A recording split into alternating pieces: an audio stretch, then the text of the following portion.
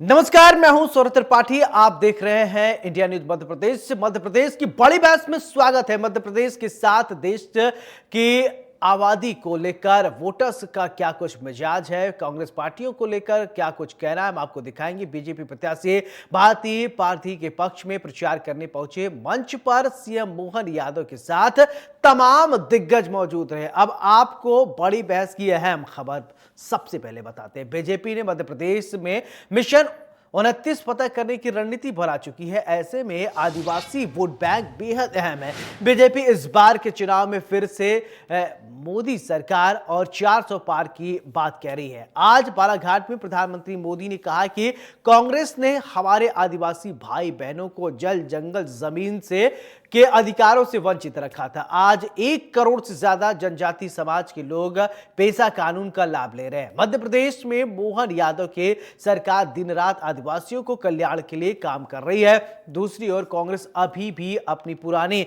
मानसिकता में जकड़ी हुई है। अब आपको कांग्रेस के कुनबे से जुड़ी हुई चुनावी खबर फिर से बता देते हैं। कांग्रेस भी आदिवासी वोट बैंक को साधने में जुटी हुई है। कांग्रेस नेता राहुल गांधी ने 8 अप्रैल को शहडोल सिवनी मंडल में चुनावी शंखनाद किया। उन्होंने कहा कि बीजेपी आदिवासियों को केवल वोट का उपयोग सत्ता पाने के लिए करती है और उसे आदिवासियों के विकास से कोई लेना देना नहीं, कोई चिंता नहीं है। लेकिन हम आदिवासियों के संस्कृति, उनके अधिकार और विकास की बात करते हैं। इसके साथ ही राहुल गांधी ने चुनावी मौसम में खुद को जमीनी स्तर का नेता बताने के लिए शहडोल में रात्रि विश्राम किया। आदिवासी महिलाओं से बात की। हालांकि बताया जा रहा है कि हेलीकॉप्टर का फ्यूल समय पर नहीं आने के चलते रात गुजारनी पड़ी थी। उधर पॉलिटिकल पंडितों का कहना है कि मध्य प्रदेश में कहा जाता है कि आदिवासी जिसका साथ देता है, सत्ता की चाबी उसी को मिलती है, उस और जनता जिससे जनमत उसी को मिलती है। आज इसी मुद्दे पर हम चर्चा करेंगे। आखिरकार राहुल गांधी का आदिवासी प्रेम कितना जायज है? प्रधानमंत्री नरेंद्र मोदी का आदिवासी प्रेम कितना जायज है? क्या वोट के लिए आदिवासियों से प्रेम किया जा रहा है या वास्तव में किसी को आदिवासियों की चिंता है? क्या चुनाव के पहले आदिवासियों की सुध लेने को तैयार है? सवाल कई हैं, गंभीर और तीखे सवाल पूछे जाएंगे कि आखिरकार राहुल गांधी जो कह रहे हैं, जो वादे कर रहे हैं, उसमें कितनी सत्यता है, कितना दम है? प्रधानमंत्री नरेंद्र मोदी की गारंटी वाली जो गारंटी की बात सामने आती है, कितना उसमें दम है? इसी मुद्दे को लेकर आज हम करेंगे बड़ी बहस।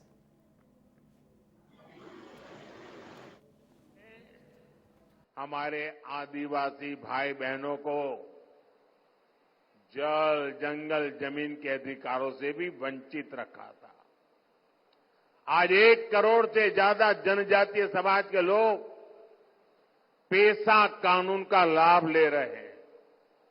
लाखों आदिवासी भाई बहनों को वन अधिकार का पट्टा भी भाजपा सरकार ने ही दिया है। मध्य प्रदेश में हमारे युवा साथी मोहन यादव जी और उनकी सरकार गरीब और आदिवासी समाज के कल्याण के लिए दिन रात काम कर रही है।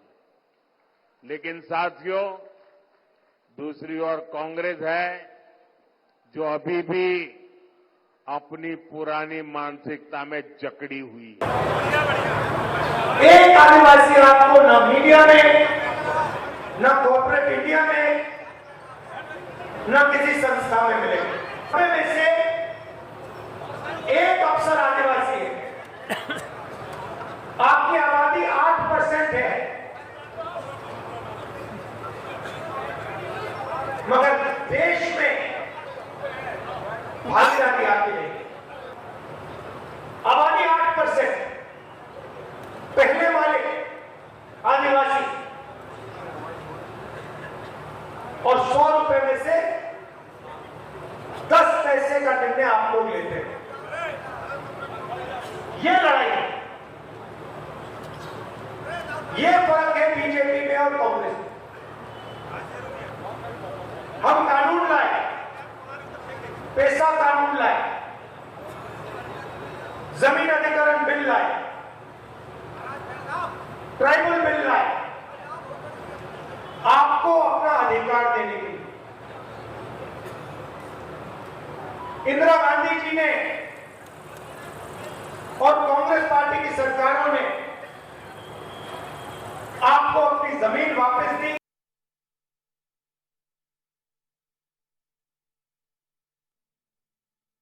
तो शहडोल, सिवनी, मंडला। अब ऐसे में सवाल ये उठता है कि आदिवासी वोट बैंक किसका है।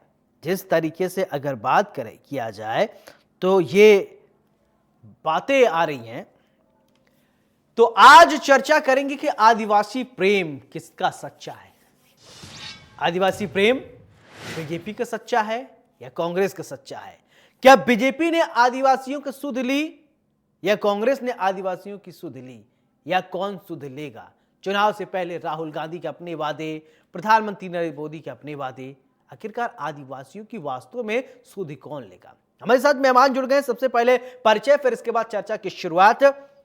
नीलाभ शुक्ला कांग्रेस के प्रवक्ता हैं, बहुत बहुत स्वागत है। और प्रियंका दुबे बीजेपी प्रवक्ता, बहुत बहुत स्वागत है प्रियंका जी आपका भी। चर्चा की शुरुआत प्रियंका जी मैं आपसे करना चाहता हूं। आज मुद्दा जो है मेरा आदिवासी वर्सेस तेरा आदिवासी है। अब सवाल यही कि कांग्रेस को ज्यादा प्रिय है आदिवासी या बीजेपी को। प्रधानमंत्री नरेंद्र मोदी गारंटी दे रहे हैं आदिवासियों को विकास के लिए, क्या वास्तव में विकास कर पाएंगे आप लोग। कितना अब तक विकास किया आप लोगों ने, 10 साल की केंद्र सरकार ने कितना सपोर्ट आदिवासियों का किया।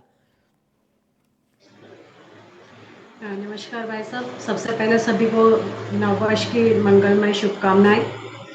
अगर हम बात करते हैं अनुसूचित जनजाति समाज को लेकर के, या हम उस तबके की बात करें जो किसी भी तरह से शोषित था या किसी तरह से उसका संरक्षण नहीं हो पाता था, तो अंत्योदय की कामना के साथ भारतीय जनता पार्टी जिस तरह से जमीनी स्तर पे कार्य कर रही है, इस चीज को आज अनुसूचित जाति, अनुसूचित जनजाति हो, चाहे पिछड़ा वर्ग हो, चाहे महिला हो, चाहे किसान हो, या दूसरे भी जो तबके हैं जिनके साथ में एक तरीके से उपेक्षापूर्ण व्यवहार होता चला आ रहा था। कारण कुछ भी हो सकते हैं, जिसमें अगर हम बात करें, चूंकि सत्ता सबसे ज्यादा लंबे समय तक कांग्रेस पार्टी रही है, इस चीज से इनकार कोई नहीं कर सकता। आज भारतीय जनता पार्टी पिछले 10 साल से सरकार में है, परंतु इसके अलावा अगर हम बात करें तो आजादी से लेकर के विगत 10 वर्ष पूर्व तक जो शासन जिनका रहा, उसमें जिस प्रकार की आज मध्य प्रदेश की स्थिति का आकलन कर लें या आप देश की स्थिति का आकलन कर लें, किसी को भी कोई भी किसी भी प्रकार का अगर आप तालमेल बिठाने की कोशिश करेंगे तो कोई भी तालमेल नहीं बैठता। आज 10 वर्ष में अगर हम बात करें, या मध्य प्रदेश की मैं बात करती हूँ, तो आज शेड्यूल्ड ट्राइब्स के जो बजट पहले 2003 तक मात्र 651 करोड़ रुपए हुआ करता था, आज वो पहुंच गया है 36,950 करोड़ रुपए।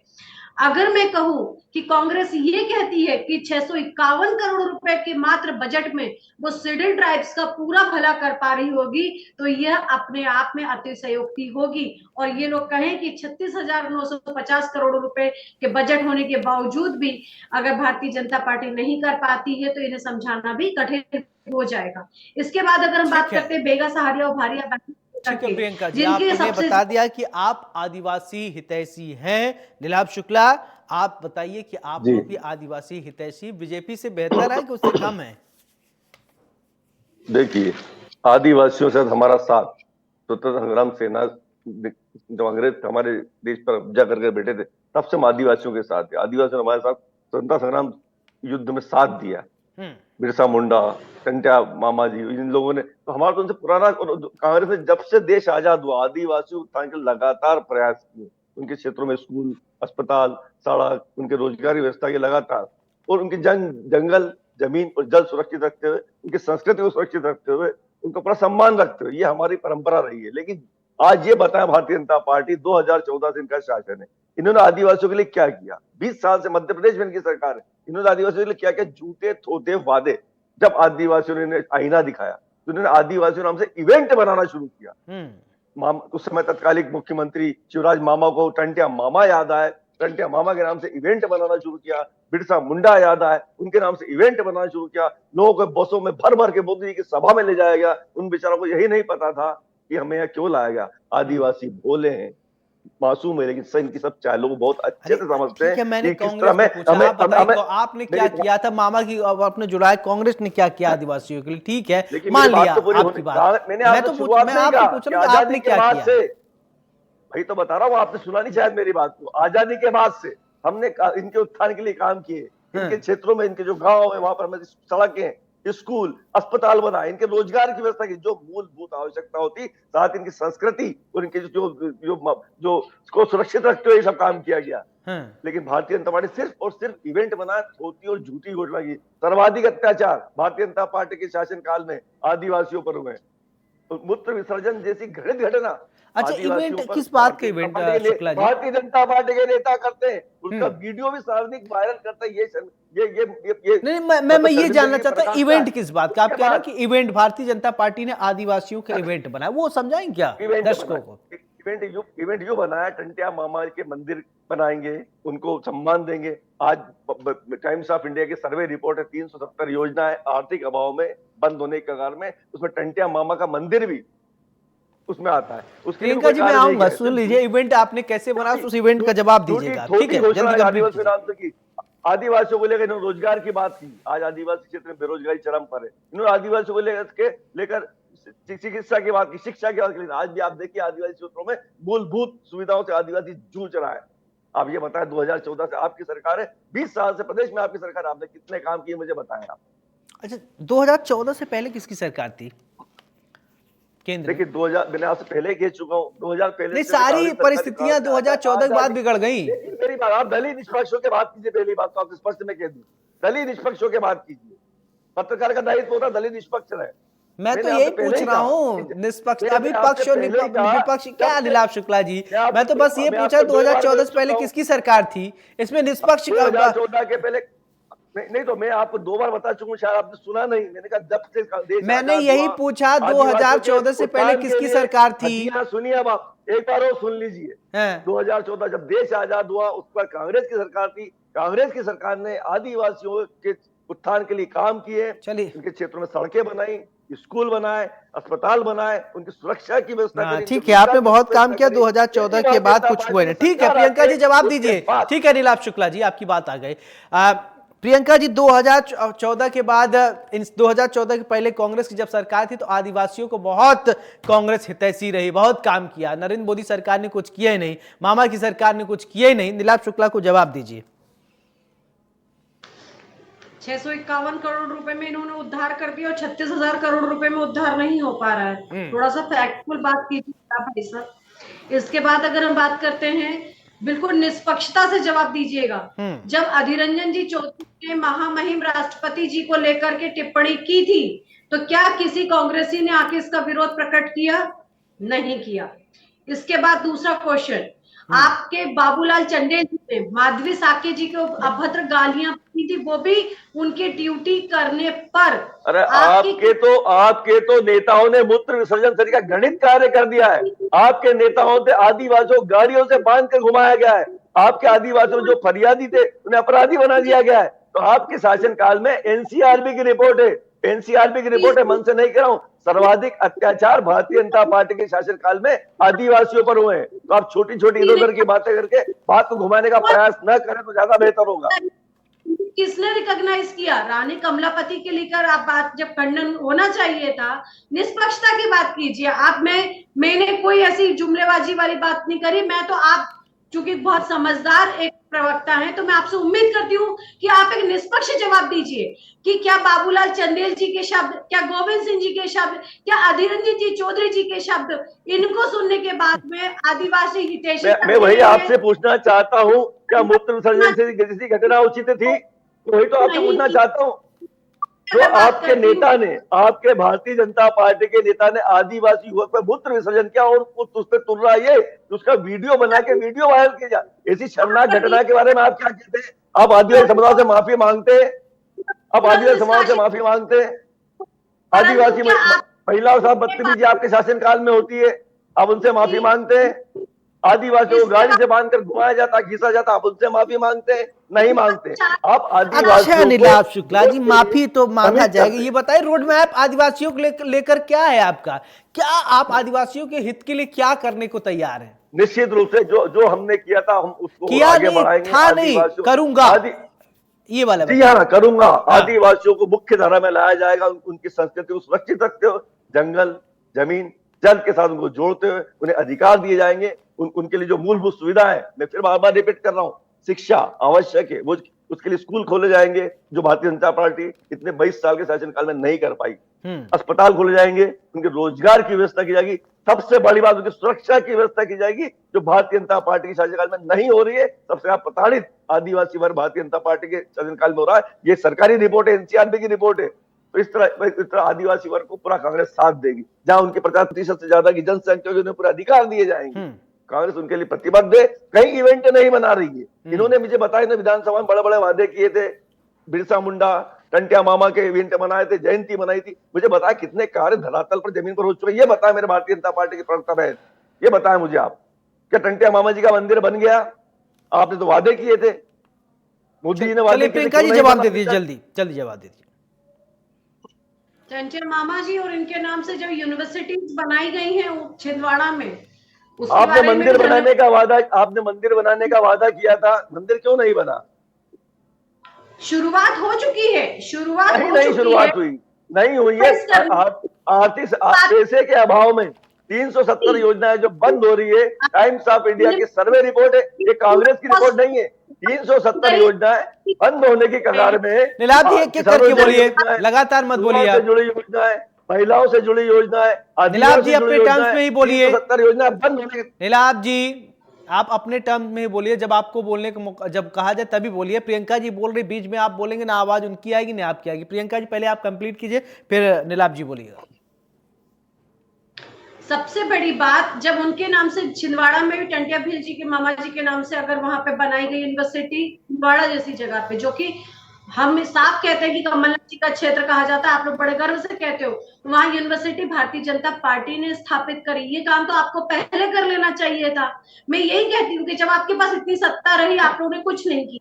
आज फिर मैं ये कहती हूँ, उनके लिए फ्री ऑफ कोचिंग जो चल रही है, आप उनकी बात नहीं करते। तेंदु पत्ता संग्रहक को आप लोग मात्र 450 रुपए देते थे, आज वो 4000 रुपए ले रहे हैं।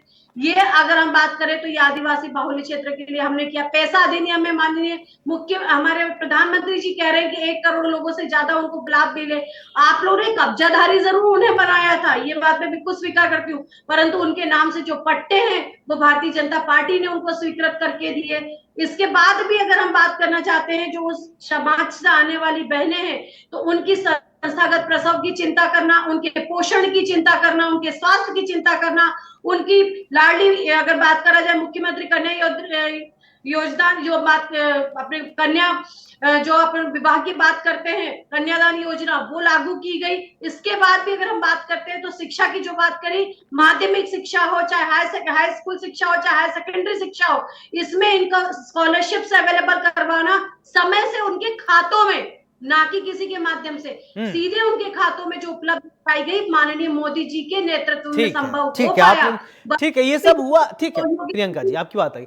नीलाभ जी ये सब हुआ है जो प्रियंका जी कह रही हैं, तो वो भी कह देंगे नहीं ये सब कागज, ये सब कागज पे हुआ है। जैसे मोदी गारंटी लेके निकल पड़े मोदी जी की गारंटी, तो ये सब कागज पे हुआ। क्या हुआ? प्रति वर्ष 2 करोड़ नौकरी देने का मोदी की गारंटी थी। क्या हुआ? हवाई चप्पल पहनने वाले को हवाई जहाज घुमाने का मोदी की गारंटी थी। क्या हुआ? किसानों की आय दुगनी करने का, वो अलीगढ़, वो तो उसके लिए आपको थोड़ा यूपी जाना पड़ेगा। यूपी में ये व्यवस्था शुरू हो गई है, ये मोदी जी की गारंटी थी। क्या हुआ? रुपए का मूल्य बढ़, जब रुपए का मूल्य, जब वो हवाई जहाज वाली जो आपने बात कहा ना, अभी 2-3 दिन पुरानी खबर है, उत्तर प्रदेश में शुरू हो गया है, बाबा के राज में, वहां भी शुरू हो जाएगा। जब रुपए का मूल्य गिरता है तो देश के प्रधानमंत्री की साख गिरती है। अब डॉलर आसमान छू रहा है, अब प्रधानमंत्री से भाषण क्यों नहीं देते? अब नोटबंदी के फायदे आप क्यों नहीं गिनाते? देखिए सीधी बात है, विडंबना है कि देश की 40% संपत्ति महज 1% उद्योगपतियों के हाथ में। देश 2 भागों में बटा है, अमीरों का हिंदुस्तान जो भाजपा पोषित है, एक गरीबों का हिंदुस्तान। अमीरों का हिंदुस्तान वो जो देश की संपत्ति का दोहन कर रहे हैं, बैंकों के पैसे का कर्ज लेकर देश छोड़कर भाग रहे हैं, उनके कर्ज माफ किए जा रहे हैं। गरीब हिंदुस्तान वो किसान या कर्ज माफ नहीं हो रहा, वो आदिवासी का कर्ज माफ नहीं हो रहा। अमीर लोग वो है जो अयोग्य होने के बावजूद बीसीसीआई के सेक्रेटरी बनकर बैठे हुए हैं। योग्य लोग वो है जो नौकरियां मांगने आते हैं, लाठी खाते हैं, वो अयोग्य। ये गरीबों का हिंदुस्तान। नहीं बिल्कुल नहीं, आपने कहा अच्छी बात है नीलाभ जी, जो आय आपने योग्यता पे आपने सवाल उठाई। एक सवाल आज जो आय आपने दुगनी करने की बात की थी, उन किसानों को आप लाठियां भांज रहे हैं, उनके कीले बिछा रहे हैं, उन पर अश्रु गैस के गोले छोड़ रहे हैं। अब कहां गया? तो मोदी जी गारंटी, अरे गारंटी उसकी मानी जाती है जिसकी पुरानी गारंटियां पूर्ण हुई हो। 2014 में सब गारंटियां, जुमले को आपने गारंटी का सुंदर नाम दे दिया। आज 2014 जितनी आपने गारंटी थी आज तक पूर्ण हुई क्या, ये मुझे बताएं। भारतीय जनता पार्टी की बहन मेरे सामने बैठी है, लंबी फेरिस्त है मेरे पास। अरे प्रति खाते में 15-15 लाख आने के बाद तो आपने खुद नहीं जुमला साबित कर दी थी। अच्छा, एक लंबी फहरिस्त में एक छोटा सा सवाल का जवाब दीजिए कि भारत जोड़ो न्याय यात्रा के दरमियान कितने कांग्रेस के नेता चले गए छोड़कर पार्टी? देखिए मैं बात बताऊं, जो लगभग मैं उससे इनकार नहीं करता, जो अवसरवादी थे, जो सत्ता लोलुप थे, उनसे उनके जाने से कांग्रेस पार्टी सेहत पे कहीं कोई फर्क नहीं पड़ता। कोई 300-350 लोग क्या 350 के आसपास के लोग गए। भारतीय जनता पार्टी मनोवैज्ञानिक दबाव बना रही, बड़ा भारी आंकड़ा पेश कर रही है। एक देखिए चुनाव किस तरह लड़ रहे हैं ये लोग, इन पास बताने को कुछ भी नहीं है, मुद्दा अधीन हो चुकी है भारतीय जनता पार्टी, तो ध्यान बटाने की कवायद कर रहे हैं। ऐसा वातावरण तैयार किया जा रहा है, ऐसा माहौल तैयार किया जा रहा है, जिसमें हम लोग छोड़ छोड़ के भाजपा ज्वाइन कर रहे हैं। मैं ये सब ठीक है प्रियंका जी, मैं आपके पास आऊंगा, लेकिन आप कह रहे हैं कि भारतीय जनता पार्टी मुद्दा विहीन हो गई, लेकिन भारतीय जनता पार्टी कहती कांग्रेस जो है नेता विहीन हो गए, चेहरे नहीं मिल पा रहे हैं कि कहां किसको उतारना है। अब मैं इसमें कितनी सत्यता है, इसका जवाब तो प्रियंका जी दे पाएंगी। 20,000 लोग जिनके मात्र 80 दिन में इनकी जितनी भी भारत जोड़ो यात्रा होती है, भारत को खंडित यही करते हैं, तो कहते हैं भारत जोड़ो यात्रा। भारत में अन्याय की आधारशिला ये लोग रख चुके हैं। नहीं, पहली बार भारत जोड़े थे, दूसरी बार भारत को न्याय दिलाए हैं। प्रियंका जी थोड़ा सा इसको संशोधन कर लीजिए। भारत तोड़ा, फिर भारत जोड़ो यात्रा कर ली। अन्याय के आधारशिला इन्होंने रखी। पहले देश को धर्म के नाम से 2 टुकड़े कर दिए, एक देश अलग कर दिया, भारत को अलग कर दिया। अब देश के अंदर जाति के नाम पे तोड़ने लग गए और अब कहते हैं न्याय यात्रा करना है। तो जिनकी सोच में अगर हम बात करें विभाजन करना और राज करना है, उनसे हम न्याय की उम्मीद तो कर ही नहीं सकते। फिर भी मैं नीलाभ जी भाई साहब बहुत ज्यादा फैक्टफुली बात करते हैं, तथ्यों पे बात करना पसंद करते हैं, तो मैं उनसे तथ्य के हिसाब से ही बात करती हूँ। श्रीमती इमरती देवी जी को लेकर के जब मंच पे टंचमाल जैसी बात कही गई या हम कहें आइटम जैसे शब्दों का प्रयोग होता है, तब नीलाभ जी भाई साहब लोग आकर पुरजोर विरोध प्रवक्ता के तौर पर अपनी पार्टी का क्यों नहीं करते? क्या ऐसा नहीं कहा गया? दूसरी बात, इस चीज को भी मैं छोड़ दूं कि आप लोगों को इस पे जवाब देना शायद थोड़ा सा कठिन लगेगा। उसके बाद भी अगर मैं बात करती हूँ, आप लोग जो आदिवासी बाहुल्य की बात करते हैं, आदिवासियों के सम्मान की अगर हम बात करते हैं, तो आज इतने सारे आदिवासियों का अगर आप सम्मान करते थे तो सारी योजनाएं, सारी नहरें, दुनिया भर के पुरस्कार सिर्फ गांधी और नेहरू परिवार के नाम से क्यों चलते रहे? आप लोगों ने आदिवासी वीरांगना, आपने तो स्टेडियम बना दिया, आपने स्टेडियम बना दिया उनके नाम से। ऐसा व्यक्ति जो गुल्ली डंडा में खेलना नहीं चाहता उसको बीसीसीआई का सेक्रेटरी बना दिया। कभी अपने गिरेबान में तो झांकिए, जो बच्चा गिल्ली डंडा में खेलना ढंग से नहीं जानता उसको बीसीसीआई का आपने सचिव बना दिया। ना ये इसमें क्या तर्क है नीलाभ जी? तो ऐसे तो बहुत सारे लोग हैं जो राजनीति में स्पून फीडिंग उनको कहा जाता है, तो उनको वो तो राजनीति कर रहे हैं, तो ऐसे कहा जाए स्पून फीडिंग समझते हैं नीलाभ शुक्ला जी? परिवारवाद नहीं मानते अब प्रियंका जी हम पे आरोप लगे जैसे परिवारवाद नहीं मानते कि जो कोई खेलना ही नहीं जानता। नहीं, मैं तो सुना कि बहुत सारे ऐसे लोग हैं, आरोप तो ये भी लगा है कि सोने के कटोरी और चम्मच से खाते थे, राजनीति में क्या जानते हैं। ये कोई बात नहीं हुआ, ये कोई लॉजिकल बात नहीं हुआ। देखिए मेरी बात सुनिए, कांग्रेस का जो इतिहास है ना, शहीदों का इतिहास है। आप किसकी बात कर रहे हैं? इंदिरा जी ने देश के लिए शहादत दी है। ये क्रांतिकारी परिवार थे, जो नेहरू जी जिन्होंने देश की आजादी में योगदान दिया, जेल गए, लाठियां खाइए, अंग्रेजों के मुकदमे झेले। राजीव गांधी जी देश के लिए शहीद हुए, उस शहीद के बेटे राहुल गांधी ने पूरे देश को गांधी जी चलिए बहुत चिंता है, तो एक फाइनल कमेंट में नीलाभ शुक्ला जी आदिवासियों के लिए एक फाइनल कमेंट कर दीजिए कि कितना हितैषी होकर आप लोग आ रहे हैं और आदिवासी आपको वोट करे तो क्यों करे? देखिए आदिवासी कांग्रेस के साथ शुरू से ही जुड़ा है। ये भ्रमित करते हैं, भ्रम की राजनीति करते हैं, भावनात्मक मुद्दों में चुनाव लड़ते हैं। आदिवासी भोला है, मासूम है, इनके साथ चालों को बहुत अच्छे समझता है। आदिवासियों का मुख्य धारा में लाने की आवश्यकता है। ठीक है, आ गई आपकी बात। प्रियंका दुबे जी कम शब्दों में फाइनल कमेंट, बहुत कम अधिकार होने की उन्हें जनता पार्टी अंत्योदय की कामना के साथ में सर्वसम्मति से सर्व हृदय स्पर्शी योजनाओं के साथ में आगे बढ़ रही है और जनता का उस आशीर्वाद विधानसभा में मिला है, इसलिए हमें पूरा विश्वास। चलिए प्रियंका जी बहुत बहुत शुक्रिया आपका। नीलाभ शुक्ला जी आपका भी बहुत बहुत शुक्रिया। बड़ी बहस में आज हमने बात किया आखिरकार मेरा आदिवासी तेरा आदिवासी कौन कितना किसको चाहता है, हितैषी है। अब मध्य प्रदेश की बैतूल लोकसभा सीट पर भी चुनाव प्रक्रिया अब नए सिरे से होगा। दरअसल इस सीट से बसपा के प्रत्याशी अशोक भलावी का मंगलवार को हार्ट अटैक से निधन हो गया था। लेकिन अब बड़ी बहस में यही कि आदिवासियों का हितैषी कौन है। बड़ी बहस में मेरे साथ फिलहाल इतना ही। नमस्कार।